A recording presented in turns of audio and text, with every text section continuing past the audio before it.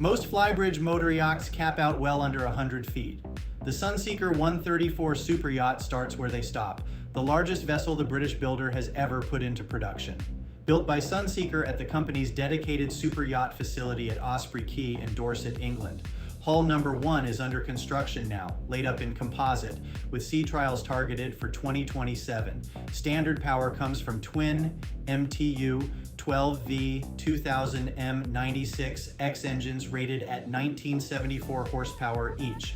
Top speed reaches 20 knots. Cruise efficiently and she'll cover 1,600 nautical miles at 10 knots, enough range for a genuine ocean passage.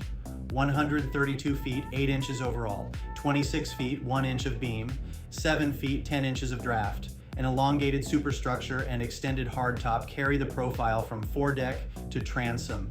An extended hardtop gives her a commanding profile few builders attempt at this size. Owners can specify a flybridge spa tub and a second helm station. Aft, an expansive bathing platform puts the sea within a step of the lower deck. And inside, every finish is open to the owner. No two 134 super yachts are built alike. Forward, a full-beam master suite anchors the main deck. 5 further guest cabins bring total accommodation to 10, with crew quarters kept separate and connected directly to the galley. Bottom line, this is a rare opportunity to commission a hull from the ground up, from Sunseeker's largest and most ambitious yacht to date. For the full spec sheet and comparison data, visit yachtspecsdirect.com. I'm Tony from Minted Yachts.